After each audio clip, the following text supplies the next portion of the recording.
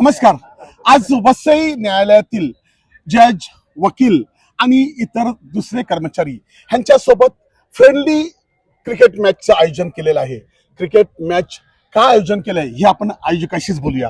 Sir नमस्कार. नमस्कार. Sir, आजची ही जी मॅच आयोजन आहे हे तुम्ही गेल्या कित्येक वर्षापासून करताय, ह्याचं मुख्य उद्दिष्ट काय? जसं मी नेहमी सांगितलं आहे त्याप्रमाणे हा जरी क्रिकेटची स्पर्धा जरी ही असली तरी हा एक असा दिवस असतो ज्या दिवसाची वसईतले सगळे वकील वाट बघत असतात. कारण हा एक मनोरंजनाचा सुद्धा कार्यक्रम आहे ज्यामध्ये सर्वांना ते छानपैकी रंगबिरंगी कपडे घालून वेगवेगळ्या टीमचं रिप्रेझेंटेशन करता येतं.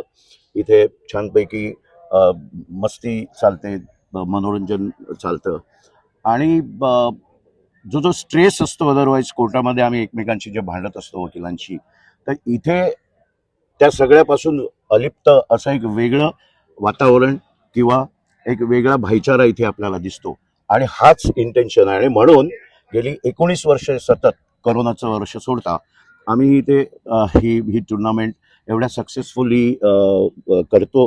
सुरुवातीला 4 वकिलांच्या टीम्स असलेली ही स्पर्धा आज आम्ही 16 टीम्सनी खेळतोय, ज्याच्यामध्ये 12 पुरुषांच्या टीम्स आहेत, एक जजेसची टीम आहे त्यामध्ये, आणि 4 महिलांच्या टीम्स आहेत ज्याच्यामध्ये एक महिला जजेसची टीम आहे. सो ट्रिमेंडस लोकांचा रिस्पॉन्स मिळतो वकिलांचा. And as one of the organisers I am very happy about the response and the atmosphere which we get to feel here every year. Thank you. Sir, ह्या मॅच मध्ये तुम्ही तरुण वकील मंडळी आणि तुम्ही सिनियर मंडळी ह्यांच्या सांगड कशी घालता? सांगड म्हणजे असं आहे की ह्या कार्यक्रमाचं सर्वांनी कौतुक करायला पाहिजे आणि कार्यक्रमाच्या आयोजकांचं अभिनंदन देखील करायला पाहिजे की सर्व वकिलांची एकजूट आहे आणि एका छत्राखाली क्रिकेटच्या नावाखाली एकत्र येऊ शकतात हे ह्या आयोजनाने दाखवलेलं आहे. आणि केवळ एकत्र येत नाही तर संघभावनेने आणि एकमेकावरील परस्पर आदर हा देखील ते व्यक्त करतात. त्याच्यामुळे सिनियर ज्युनियर असा इथे काही भेदभाव नाही, सर्व जण एका भावनेने, संघ भावनेने आम्ही इथे वावरताना आपल्याला दिसून येईल. सर, अशी स्पर्धा अजून देखील व्हावी जेणेकरून वकिलांवरती असलेला कामाचा स्ट्रेस आणि दुसरे काही जे आपसातले संबंध अजून सुधारण्यासाठी अशा मॅचेस अजून वर्षातून 1-2 वेळा व्हायला पाहिजेत असं वाटतं का तुम्हाला? बोलायला संधी दिल्याबद्दल खूप खूप आभारी. सर्वप्रथम आजचा दिवस फार महत्त्वाचा आहे. महाराष्ट्राचे आराध्य दैवत छत्रपती शिवाजी महाराजांची आज जयंती आहे. त्यामुळे सगळ्या वकील बंधूंना आणि वसईतील तमाम नागरिकांना आजच्या शिवजयंतीच्या खूप खूप शुभेच्छा देतो. आपण विचारलेला प्रश्न अतिशय योग्य आहे. आपण बघत आहात की आज इथे वसईला बरीच वकील मंडळी आहेत. जवळजवळ पटावर 3000पेक्षा जास्ती वकील आहेत आणि वसईचा कारभार जो आहे एकंदरीत कोर्टाचा हा फार मोठा आहे. वसईतील कोर्टातील काही समस्यांमुळे वसईमध्ये काम करणं कधी कधी शक्य होत नाही. अशावेळी वकिलांवर देखील खूप स्ट्रेस असतो. माननीय दिगंबर देसाई साहेबांच्या माध्यमातून गेले 19 वर्ष आपण बघत आहात की इथे क्रिकेटचे सामने भरवले जात आहेत. डेफिनेटली हा एक स्ट्रेस बस्टर आहे. आता दोयल सरांनी सांगितल्याप्रमाणे आणि मगाशी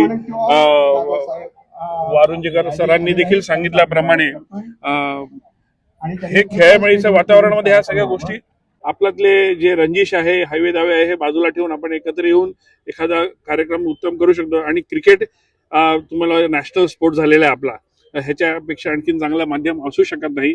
तरी पुन्हा आता सगळ्या खेळाडूंना खूप खूप शुभेच्छा, ऑल द बेस्ट. आणि दिलीप तुम्हाला देखील, कारण काय आपण सतत वसईच्या कोर्टाशी आणि वसईच्या वकिलांची सतत निगडीत असतात. वेगवेगळ्या समस्या त्यांच्या पत्रकारितेतून हे मांडत असतात. आपण एक उत्तम पत्रकार आहात हे मी जाहीरपणे सांगतो. त्यामुळे तुम्हाला पण खूप खूप आजच्या शुभेच्छा. Please carry on. धन्यवाद सर. आजच्या ह्या कार्यक्रमासाठी म्हणजे आजच्या ह्या स्पर्धेचं उद्घाटन करण्यासाठी डॉक्टर उदय साहेब आलेले आहेत आणि ते काय सांगतात ते देखील आपण ऐकूया. सर, तुम्हाला आम्ही ह्या सर्व व्यतिरिक्त एक प्रश्न विचारतोय की वसई बार काउन्सिलमध्ये अलग अलग 3-4 अशा संघटना आहेत. तुम्ही आता गेले कित्येक दिवस त्यांचं प्रतिनिधित्व देखील करतात.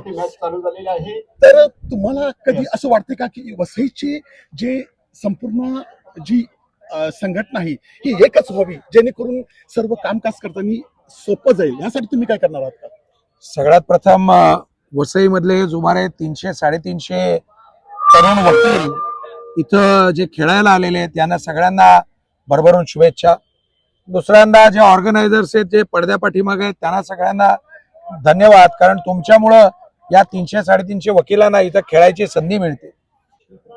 सगळ्यात मूळ मुद्दा असा असतो की प्रत्येकाला संघटना स्थापन करण्याचा अधिकार जरी असला तरी देखील अशा एवढ्या संघटना केल्यानं त्याचं उद्दिष्ट पूर्ण होतंय का याचा विचार करायला पाहिजे. ज्यावेळेस बार असोसिएशन असते त्याचा रोल काय असतो, बार असोसिएशनचं काम काय असतं, तर न्यायालय आणि पक्षकार याच्यामधली दुवा असते. पक्षकारांच्या ज्या समस्या आहेत त्या आदरणीय न्यायाधीशांपर्यंत पोहोचवण्याचा तो एक मार्ग असतो. याच्या बरोबरीनं ही जी काही एक बफर सिस्टीम असते, ज्या बफर सिस्टीमचा उपयोग हा वकिलांच्या ज्या समस्या आहेत त्यातून त्याचं निराकरण करण्यासाठी वापरला जातो. परंतु जर आपल्या लक्षात आलं की एकाच कोर्ट स्टेशनला, एकाच न्यायिक संकुलामध्ये जर वकिलांच्या वेगवेगळ्या जर का असोसिएशन असतील तर त्यांची ताकदी विखुरली जाते. आपल्याला माहिती आहे की आपण जर एकत्र जर राहिलो तर त्याचा ताकद, त्याचा परिणाम हा खूप चांगला होतो. त्याच्यामुळं माझी आपल्या सगळ्या वसईमधल्या सगळ्या वकिलांना विनंती की तुम्ही सगळे मिळून एकत्र येऊन एकत्र एक संघटना करणं हे फायदेशीर असू शकेल. जरी आपल्याला संघटना स्थापन करण्याचा जरी अधिकार असला तरी देखील सगळ्यांच्या दृष्टिकोनातून एक मुख्य संघटना केली तर त्याचा निश्चित सगळ्यांना फायदा होईल. उरला मुद्दा बार काउन्सिल ऑफ महाराष्ट्रामध्ये आपल्या सगळ्यांच्या पाठिंब्यावरती मी तिथपर्यंत गेलोय. त्याच्यामुळं तिथं उपाध्यक्ष म्हणून काम करत असल्यामुळं मला तिथले रूल्स माहिती आहेत. जे बार असोसिएशनचे ॲफिलिएशनचे जे रूल्स असतात त्या ठिकाणी प्रत्येक न्यायिक सेंटरला एक ज्युडिशियलचं जे कोर्ट कॉम्प्लेक्स आहे त्या ठिकाणी एक संघटना ही अधिकृत समजली जाते.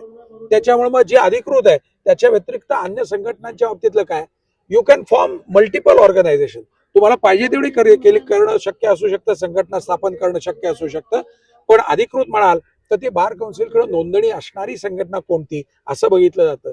त्यामुळे ती संघटना ही मोठी असावी, ती बहुसंख्य लोकांचं हित सांभाळणारी असावी. आणि जो काय बार असोसिएशनचं जे उद्दिष्ट आहे की वकिलांच्या समस्या, पक्षकारांच्या समस्या आणि मग त्यानिमित्ताने एक बफर म्हणून त्या ठिकाणी काम करणं, हे काम त्यांनी नक्की करावं.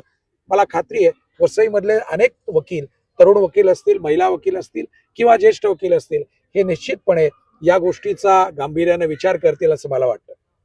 तर आपण ऐकलं या ठिकाणी उदय वाळिंजकर साहेब यांनी सर्व वकिलांना एक प्रेमाचा आणि आपल्याला एकजूट असू तर आपण आपल्या समोरचा कोणताही प्रश्न असेल तो आपण बाजूला सारू शकतो. जर आपण एकत्र काम केलं तर चांगलं होईल असंच त्यांनी प्रेमाचा संदेश देखील दिलेला आहे. वसई लाईव्ह न्यूजसाठी दिलीप डाबे, अब्दुल कलाम. नमस्कार.